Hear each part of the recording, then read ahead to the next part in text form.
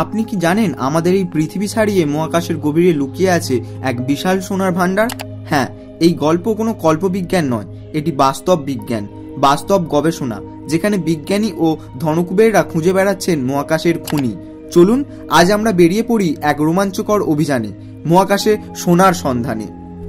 আদি যুগে মানুষ যখন প্রথমবারের মতো আকাশের দিকে তাকিয়ে চাঁদ সূর্যের রহস্য বোঝার চেষ্টা করছিল, তখন থেকেই মহাকাশ ছিল এক অজানা স্বপ্নভূমি।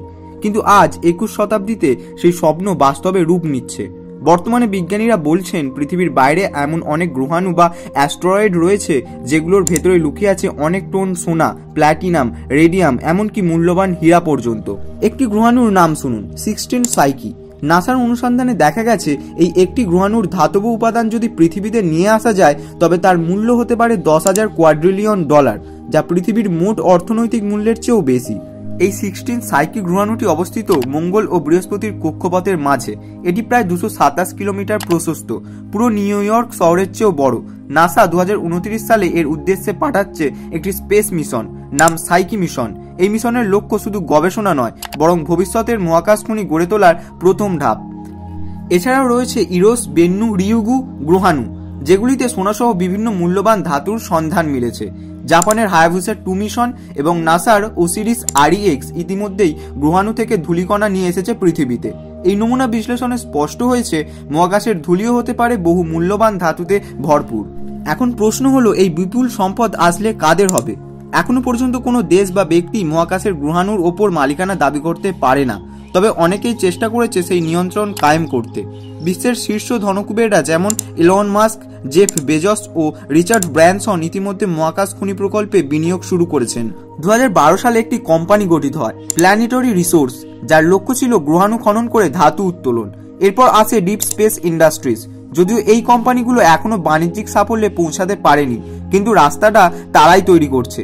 এদিকে যুক্তরাষ্ট্র স্পেস অ্যাক্ট 2015 নামে একটি আইন পাস করেছে, যেখানে বলা হয়েছে যে কোম্পানি মহাকাশ থেকে ধাতু সংগ্রহ করবে সেই ধাতুর মালিকানা থাকবে তারই। কিন্তু শুনতে যতটা রোমাঞ্চকর, বাস্তবে মহাকাশ খনন ততটাই কঠিন।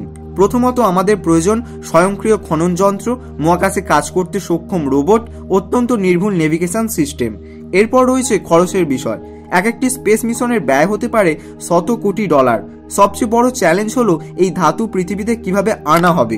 এর জন্য লাগবে বিশেষ ধরনের পুনঃপ্রবেশ ক্যাপসুল, যা মহাকাশের আগুন পেরিয়ে নিরাপদে পৃথিবীতে আনবে। আর একটি গুরুত্বপূর্ণ প্রশ্ন, এই সোনা ও ধাতু যদি হঠাৎ বিশাল পরিমাণে পৃথিবীতে চলে আসে, তাহলে বিশ্ব অর্থনীতি কিভাবে বদলে যাবে? মূল্যমান কি থাকবে, নাকি দামি ধাতু হয়ে উঠবে শুধুই আরেকটি সাধারণ ধাতু? বিজ্ঞানীরা মনে করেন আগামী 50 বছরের মধ্যে মহাকাশ খনি বাস্তবে রূপ নেবে। চাঁদে ও গ্রহাণুতে মাইনিং স্টেশন তৈরি করা হতে পারে।